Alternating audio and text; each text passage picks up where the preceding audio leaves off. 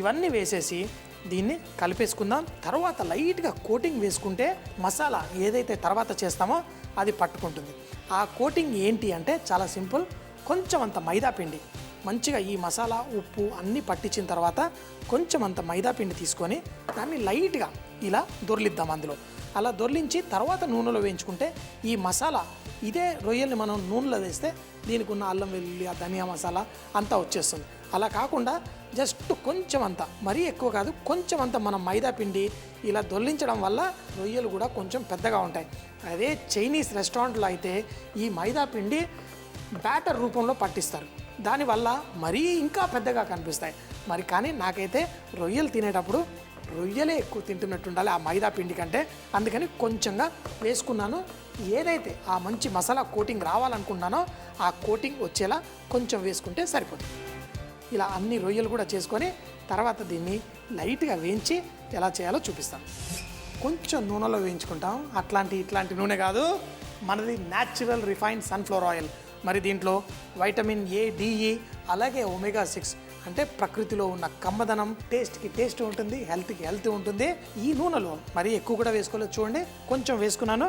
కానీ మన రొయ్యలు ఏవైతే ఉన్నాయో బటర్ఫ్లై రూపంలో చిట్టి చిట్టి రొయ్యల్ని పెద్దగా చేసాను. అంటే రొయ్య పుట్టింది చిన్నగానే, కానీ షెఫ్ కొంచెం చమత్కారంతో దాన్ని కొంచెం పెద్దగా చేశాను. ఆ చమత్కారం మీకు కూడా తెలుసు కాబట్టి ఇంట్లో చేసుకోవచ్చు.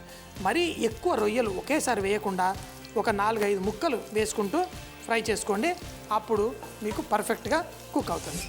ఇలా ఒక సైడ్ కుక్ అయిన తర్వాత మరో సైడు ఇలా తిప్పేసుకుందాం.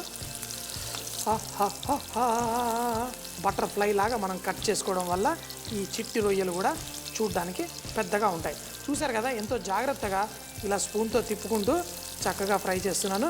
అదే మనం అన్నీ ఒకేసారి వేసేస్తే ఈ రొయ్యల్లో ఉన్న తేమ బయటకు వచ్చేసి పర్ఫెక్ట్గా ఉండదు. కాబట్టి ఒక 4-5 ముక్కలు ఇలా వేసుకొని ఫ్రై చేసుకుందాం. రొయ్యలు కుక్ అవ్వడానికి ఎక్కువ నిమిషాలు పట్టకూడదు.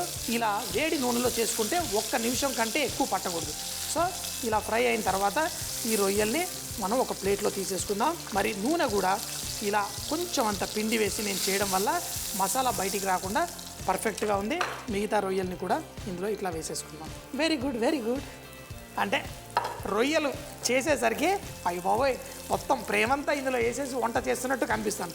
ఎందుకంటే రొయ్యలు అంటే చాలా ఇష్టం. ఒక్కసారి ఒక చెరువు ఒడ్డు దగ్గర వాళ్ళు రొయ్యలు ఎలా పడతారో చూశాను. చిన్నపిల్లలు ఇలా ఆ రాళ్ల మధ్యలో అక్కడ ఇక్కడ కొంచెం ఇలా చేయి పెట్టి ఆ ఇసుకని ఇట్లా లేపుతున్నారు, రొయ్యలు చేతిలోకి వచ్చేస్తున్నాయి. అప్పుడు చూసి నేను కూడా చిట్టి చిట్టి రొయ్యలు ఫస్ట్ టైం రొయ్యలు ఇలా ఇలా పాకుతుంటే ఎలా ఉంటాయో చూశాను. ఇప్పుడు ఈ రొయ్యలు కూడా వేగిపోయాయి, చూడడానికి కూడా బ్రహ్మాండంగా ఉన్నాయి. బహుశా చూసుంటారు, నేను రొయ్యల్ని తీసినప్పుడు ఇంత చిన్న కప్పులో తీశాను. ఇప్పుడు చూడండి ఒక ప్లేట్ నిండా అయిపోయాయి. ఇదే టెక్నిక్.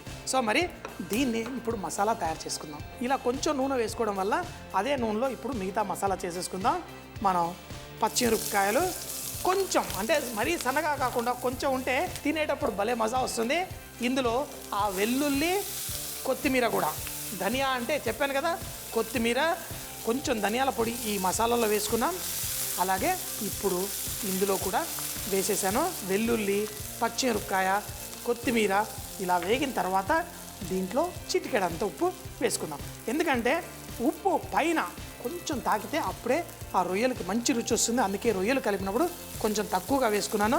ఈ కొత్తిమీర, ఈ వెల్లుల్లి కూడా కొంచెం వేగనిద్దాం. ఈ ఉప్పు చక్కగా పీల్చుకొని ఈ కొత్తిమీర జ్యూసెస్ కూడా తీసుకొని మన వెల్లుల్లి కూడా పర్ఫెక్ట్గా అయింది. ఫ్లేవరింగ్ సాల్ట్ కావాలంటే కొంచెం వేసుకోండి, బాగుంటుంది. చిటికెడంత ఫ్లేవరింగ్ సాల్ట్.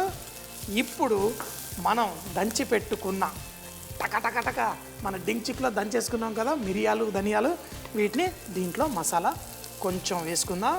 అయితే ఈ నూనెలో కొంచెం అంత, మరీ ఎక్కువ వేడి ఉండకూడదు, ఇలా కొంచెం వేసి దాన్ని వేయించుకుంటూ దాంట్లో మనం ముందుగా ఫ్రై చేసుకున్న ఆ రొయ్యలు, ఈ రొయ్యల్లో నుంచి కొంచెం అంత ఆ నీళ్లు జ్యూస్ లాగా బయటకు వస్తుంది, దాన్ని మాత్రం అస్సలు పడేయకూడదు, దీంట్లోనే వేసుకోండి.